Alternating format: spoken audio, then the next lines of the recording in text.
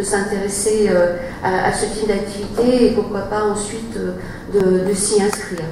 La médiathèque est très présente avec l'heure du conte, les ateliers coding, vous voyez, il y a eu un certain nombre de séances qui ont concerné du CP au CM2. Il s'agissait d'initier les enfants à la programmatique, à la programmation et à la robotique. Alors, non pas pour qu'ils puissent être complètement addicts des écrans, mais plutôt pour qu'ils soient mis en situation de réflexion, d'analyse, d'observation, de projection. En fait, c'est une autre façon de réfléchir et d'acquérir des capacités d'analyse. Le yoga du côté des maternelles, donc à la fois sur l'ancien couvent et sur Benoît-Malon, donc ce sont près de 300 enfants qui ont bénéficié de séances de yoga. Donc les parents n'ont pas tout à fait compris ce qui se passait parce que les enfants rentraient le soir en disant qu'ils avaient joué à la tortue, au lion, à la panthère. En fait, c'était des séances de yoga qui leur permettent de gérer leur émotion, de se concentrer et de pouvoir vivre de manière plus sereine la vie collective. Ce plan mercredi, évidemment, il repose aussi sur des actions de formation continue des professionnels que sont les animateurs et les directeurs. Donc, à nouveau, cette année, 4 directeurs sont partis en formation continue pour obtenir le BPGEPS. Des BFD ont été financés, des BAFA financés. On accueille aussi des stagiaires BAFA dans les accueils de loisirs pour les mettre en situation et puis aussi pour servir un petit peu je ne connais plus le mot là, mais qui permettront ensuite de les intégrer comme professionnels. Ce sont des formations qualifiantes, il y a aussi des formations continues. J'organise des séances de sensibilisation autour de l'autorité parentale. La Maison du droit de la famille a mis en place une formation autour de la médiation entre pairs pour ensuite la développer dans les écoles élémentaires. Sensibiliser et former les personnels d'animation, petite enfance, ADSEM sur les enfants en situation de handicap et aussi permettre la passerelle entre, on aime bien créer des passerelles, donc après avoir créé des passerelles entre le CM2 et le collège, on crée aussi des passerelles entre la crèche et l'accueil de loisirs maternels. Donc du personnel de la petite enfance vient former des agents de l'animation qui vont intervenir durant l'été et qui vont accueillir les petites 2 ans et demi, 3 ans qui n'ont jamais encore été en accueil de loisirs, qui restent encore des gros bébés qui vont devenir, qui vont passer du stade de grande crèche à tout petit en accueil de loisirs. Et c'est important aussi de comprendre comment ces petits enfants fonctionnent et quels sont leurs besoins. La relation avec les parents, on la retrouve évidemment à partir des conseils d'accueil de loisirs, à partir d'animations qui sont faites au sein de l'accueil de loisirs à laquelle sont invités les parents. Là, c'est les bergères où il y a une soirée fureur parents-enfants avec l'équipe d'animation, mais il y a aussi des séances de jeux de société. Enfin, voilà. Toujours sur la passerelle maternelle élémentaire, les parents des enfants qui sortent de crèche au mois de juin sont invités à la porte ouverte des accueils de loisirs pour découvrir l'accueil de loisirs dans lequel va être accueilli leur enfant, les activités et l'équipe d'animation. Enfin, cet été, on déploie l'application Kiddies et les bébés de Puteaux sur les accueils de loisirs. Donc évidemment, ça ne s'appellera pas les bébés de Puteaux, mais plutôt accueil de loisirs.2. Et ça permet aux animateurs de poster des photos, des informations pour que les parents aient aussi ce type d'informations. Parce qu'on se rend compte qu'ils ne viennent pas tout le temps chercher les enfants et que l'information ne passe pas toujours et qu'ils se demandent ce qui se passe dans les accueils de loisirs. Des accueils de loisirs accessifs. Donc l'accueil inclusif, évidemment, c'est de permettre aux enfants en situation de mobilité réduite de trouver leur place au sein du groupe et d'être accueillis avec un protocole d'accueil individualisé. Voilà. Donc la complémentarité avec l'école, on l'a mis tout de suite avec le petit clip qui a été diffusé en début de conseil autour du gaspillage. Voilà, ce sont des thématiques qui sont abordées à la fois à l'école et à la fois en accueil de loisirs.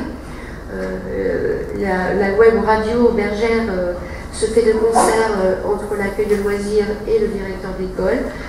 Les équipes participent bien entendu aux fêtes des écoles, au carnaval et à la chasse aux œufs numériques, par exemple, à l'ancien couvent. Voilà.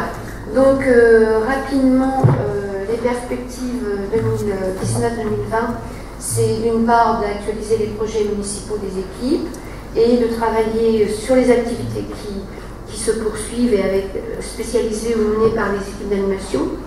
Mais c'est, voilà, j'ai mis quelques exemples, hein, c'est pas du tout limitatif, mais on va travailler autour de la Tour Eiffel, ce qui va nous permettre d'aborder d'autres sujets historiques autour de ces 30 ans, mobiliser les enfants autour des 100 ans de l'UNICEF, et puis travailler avec la police sur des actions sur les incivilités. Et l'action phare aussi, ce sera l'usage des trottinettes en ville. Ce projet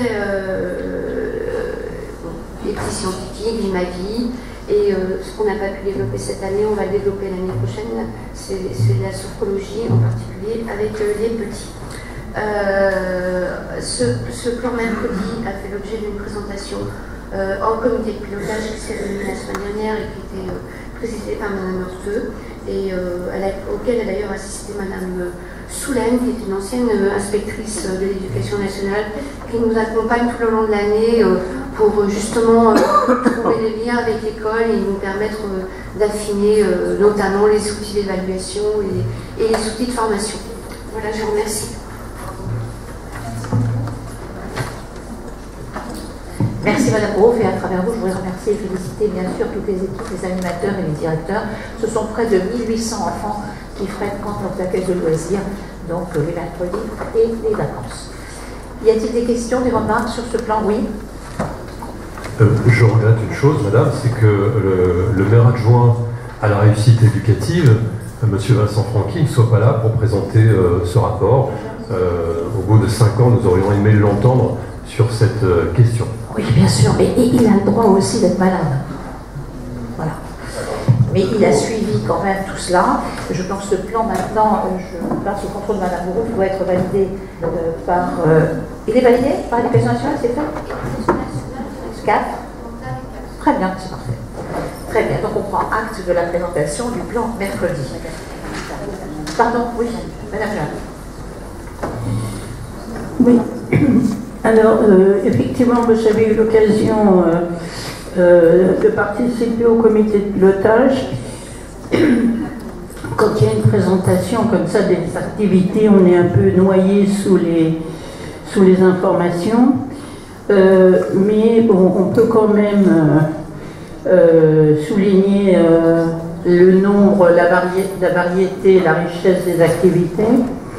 Alors en plus, comme il y a 16 accueils de loisirs et que il y a aussi bien les élémentaires que les maternelles, voire des activités pour les bébés, effectivement ça fait un volume d'activités très important. Alors moi je m'étais interrogée sur les liens qui pouvaient être organisés entre les activités. Et effectivement, il y a souvent un fil conducteur tout au long de l'année autour d'un thème. Bon, on l'a vu, par exemple, je crois que c'était à l'ancien couvent, il y avait le thème des mondes fantastiques. Il y a une autre chose que j'ai trouvé positive, c'est l'annualisation du temps de travail des animateurs, parce que ça permet vraiment d'avoir une équipe permanente. Les enfants, des points de repère, et retrouvent toujours les mêmes animateurs. Je veux dire, il n'y a pas beaucoup de villes qui peuvent se permettre ça. Il faut quand même souligner qu'il faut quand même beaucoup de moyens pour mettre en place toutes ces activités, pour mettre en place une équipe d'animateurs permanente, rajouter des intervenants extérieurs, etc. Il y a aussi un souci d'articulation entre ce qui se fait à l'école et ce qui se fait dans les centres de loisirs. Il y a des rencontres entre les directeurs de centres de loisirs et les directeurs d'école. Bon, ça, apparemment, ça ne fonctionne pas systématiquement, mais bon, dans certains cas, ça fonctionne, et en particulier pour l'organisation du carnaval, des accueils de loisirs. Alors, c'est difficile de faire une évaluation. D'ailleurs, c'est toujours, critère d'évaluation, c'est toujours très difficile. Il y a un critère d'évaluation qui est quand même, qui est significatif, c'est qu'il y a de plus en plus d'enfants qui viennent au centre de loisirs. Donc, c'est quand même un indicateur que les enfants s'y plaisent et apprécient les activités. Alors, ceci dit, moi je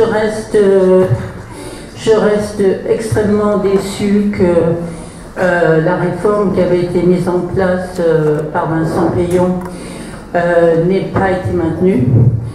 La France est toujours le pays où il y a le moins de jours d'école. Alors quand on était à 4 jours et demi, ça faisait 162 jours d'école par an. Maintenant, avec 4 jours, on est à 140 heures de cours par an. Là, j'ai dû... oui. Et contre 200 en Italie ou au Danemark, par exemple. C'est le nombre de jours d'école le plus bas en Europe. Donc, l'idée de la réforme, c'était quand même d'allonger un peu le temps scolaire et de répartir harmonieusement les temps d'apprentissage et les activités périscolaires. C'est-à-dire ne pas faire une opposition totale entre l'école d'un côté, les temps d'apprentissage plus ou moins rébarbatifs, et les temps d'activité périscolaire de l'autre. Donc je trouve dommage que cette réforme, qui supposait quand même des journées raccourcies pour faire des activités périscolaires le soir, donc moins d'heures d'apprentissage dans la journée, mais en contrepartie, quelques heures d'apprentissage le mercredi matin ou le samedi matin, en général c'était le mercredi matin. Je trouve dommage que cette réforme ait été balayée sans évaluation et qu'on en soit aujourd'hui réduit donc à faire un plan mercredi qui en soi est très bien. C'est ce que Blanquer a inventé pour remplacer ce qui était mis en place dans la précédente réforme. Mais il faut savoir que la plupart des villes, de toute façon, n'ont pas les moyens de mettre en place ni ce plan mercredi, ni comme dans, disons, dans l'étape intérieure, les activités périscolaires. Donc le problème, ça a toujours été un problème de financement. Et bon, c'était quand même un peu dommage qu'on n'ait pas réussi à harmoniser davantage les temps scolaires et les temps périscolaires, disons à l'échelle du pays, et surtout à Puteaux, puisque nous, ce qui nous intéresse, c'est à Puteaux, où on avait contourné les choses en globalisant beaucoup d'activités le vendredi après-midi. Donc finalement, je veux dire, les cours ne s'arrêtaient pas plus tôt dans la journée, donc ça allait complètement à l'encontre de l'esprit de la réforme. Donc je trouve dommage qu'on n'ait pas réussi cette réforme et qu'il y ait une telle césure entre l'école et l'accueil de loisirs. Voilà. Bien, ce que je voudrais d'abord, c'est effectivement, vous l'avez dit, c'est affirmer notre détermination politique forte en direction de l'enfance et de la jeunesse. Elle apparaît justement dans ce document. Vous parlez de la réforme. La réforme, elle a été aussi l'objet de concertations multiples, que ce soit au niveau des parents, que ce soit au niveau des enfants, que ce soit au niveau des conseils d'école. Je comprends que vous défendiez les 4 jours et demi de M. Hollande. Et néanmoins, si vous voulez, ça marche plutôt bien. Les enfants sont moins fatigués qu'ils ne l'étaient lorsqu'il y avait ces 4 jours et demi. Et je pense que sur le plan proprement dit d'éducation, les enfants y trouvent leur compte. Maintenant, nous verrons avec le temps ce que ça donnera. Donc c'est un don d'acte hein, sur, s'il n'y a pas d'autres questions, sur cette présentation du plan mercredi. Oui, Madame Sersalane. Intervenir, s'il vous plaît. Bien sûr, bien sûr. Alors, bon, on a eu le conseil un peu, enfin les documents du conseil assez tardivement, ce qui a été assez pénible pour pouvoir étudier en profondeur ce plan mercredi. Donc en introduction de ce plan, vous nous le présentez comme un dispositif nouveau, venant compléter le projet éducatif territorial validé en avril 2018. Oui. Vous revenez sur l'organisation des rythmes scolaires en expliquant que dans l'intérêt des enfants et vu les effets dommageables, c'est-à-dire la fatigue, les difficultés de concentration, il était plus judicieux de repartir sur une semaine à 2-4 jours. Autrement dit, en quelques années plus tôt, l'organisation du temps scolaire a été modifiée 2 fois. Seulement, à ce jour, beaucoup de parents constatent que leurs enfants sont très fatigués, ce qui nous laisse très perplexes sur cette semaine de 4 jours avec une concentration des heures de cours. Donc, comme l'avait expliqué ma collègue Nadine Jeanne, pas d'allongement et une concentration des heures de cours sur des mêmes journées, ce qui entraîne une fatigabilité. En 2014 seulement, vous nous avez dit que 40% des élèves fréquentaient les accueils de loisirs. Quel est le pourcentage aujourd'hui? Beaucoup plus. Madame Bourreau, avez-vous un on pourcentage? dépasse les 60%. C'est ça, 1800. 1800 sur combien? Oui, ça fait combien ça? Vous pouvez regarder 42, 1800. Ça donne quoi comme pourcentage? 42%. Ah ben non. 42%. C'est qu'il y a plus que ça. Donc une petite augmentation de 2% en quelques années. 42% de participation, de fréquentation aux accueils de loisirs sur plutôt. Oui. D'accord. Les enfants vont aussi au conservatoire, oui, bien évidemment. au tennis, etc. Oui, donc ça, moi, je parle des accueils de loisirs qui est présenté quand même comme un outil pédagogique. Oui. Voilà. Bon, avec une participation de 42%, je trouve ça vraiment. Alors, ce que je peux faire, si vous n'avez pas là, c'est pas dans la tête, mais le nombre d'enfants principes, on a mis qui participent chaque mercredi, on a plus d'enfants, ça tourne. Ok. Si vous pouvez nous faire parvenir les chiffres. Entendu. Dans le document que vous nous avez présenté, nous n'avons pas le compte-rendu de tous les accueils de loisirs. Nous avons le compte-rendu de certains accueils. D'ailleurs, la présentation que nous avons, nous ne l'avons pas eu dans le document du Conseil, en espérant qu'on nous l'aurons après. J'aimerais revenir aussi sur la tarification de la journée, qui est à 10,90 maximum, ce qui est assez élevé. Donc si on prend en compte, si on considère qu'un couple, un couple en activité avec 2 enfants, cela reviendrait à 21,80 € par jour, ce qui reviendrait à 109,50 € par mois, et ce qui reviendrait à 784,80 € par an, ce qui est énorme. Alors vous avez aussi parlé du yoga à l'ancien couvent. Je regrette que le yoga ne soit pas proposé dans tous les accueils de loisirs.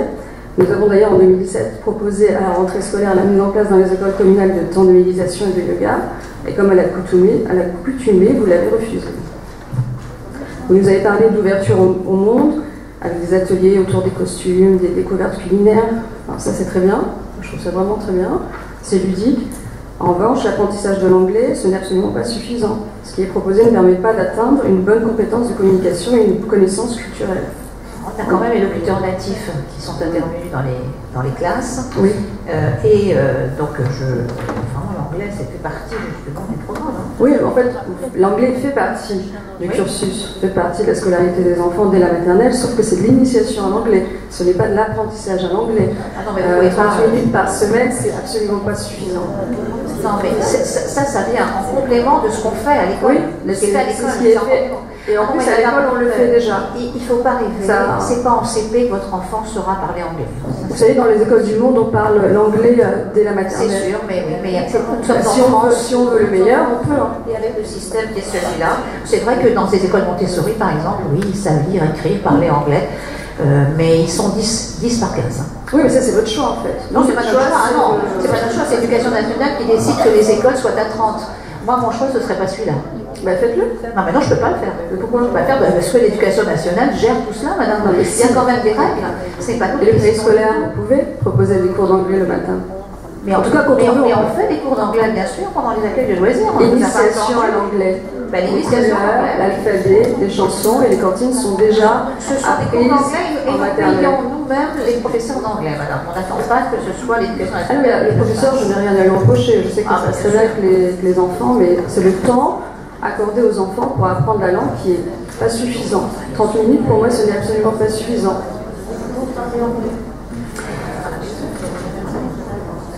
D'ailleurs, en 2007, on vous a proposé d'augmenter les cours, enfin les heures d'enseignement par semaine dès la maternelle, afin que chaque élève puisse atteindre une bonne compétence de communication et de connaissances culturelles et des autres pays.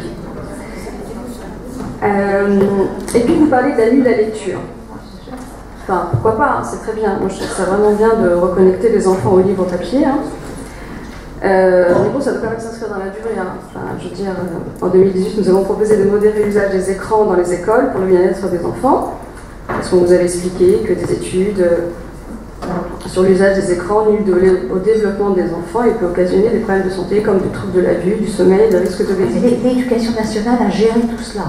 Donc c'est fait déjà, on ne vous a pas attendu non plus là-dessus. Donc il y a des sur règles, les écrans, il y a des règles sur les écrans, il y a des règles. Je vous dis, c'est 15 minutes par jour et pas plus, donc par conséquent, on ne vous a pas attendu. En tout cas, nous, ce qu'on voudrait par rapport à cette invasion des écrans, c'est que vous encouragez la lecture sur les livres papier, et les parents, que font-ils? que vous encouragez la question, c'est ça, les parents, que font-ils? Est-ce qu'ils s'occupent un peu de tout ça chez vous, quand votre enfant rentre, est-ce qu'il ne se met pas sur l'écran? Des heures durant d'ailleurs? Je trouve ça fort regrettable. Je suis contre les écrans. Tant mieux, tant mieux. Et puis c'est pas le sujet de savoir ce que je fais avec mes enfants. Là, on parle de projet. Moi, ce que je vois, c'est que là, il concerne tous les enfants. Ah oui, ça concerne les enfants, là. Oui, tous les enfants. Mais plutôt. Oui, donc nous, ce qu'on aurait voulu, c'est que vous encouragez cette lecture sur les livres papier, que vous encouragez la lecture sur des vrais tableaux, parce que pour nous, la technologie numérique peut, si l'usage n'est pas limité, menacer la créativité, la personnalité, la concentration des plus jeunes.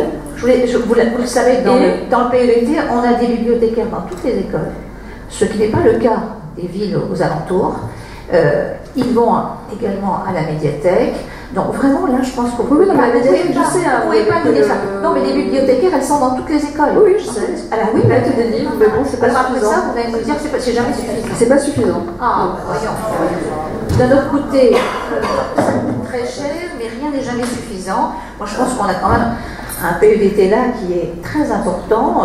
On a reçu des compliments vraiment de l'Éducation nationale et de la CAF, mais vous trouvez le petit détail, ça ne va pas, ça n'ira jamais d'ailleurs, c'est pas... Ah si, ça va, mais il faudrait juste... en fait, il faut penser l'école, il faut penser ce qui est bon pour l'école. Heureusement, vous êtes là. Oui, d'ailleurs, vous avez expliqué pas mal de mes idées, donc ça me fait très plaisir. Oh, bah, bien sûr.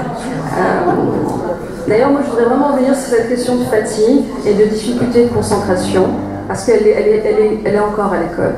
Donc, vraiment... focaliser sur ces, comme vous avez appelé vous-même dans votre rapport, ces effets dommageables. Et se poser la question, c'est si tous ces écrans, tous ces outils numériques ne seraient pas nuisibles aux enfants. Oui. Voilà. Je me suis posé là.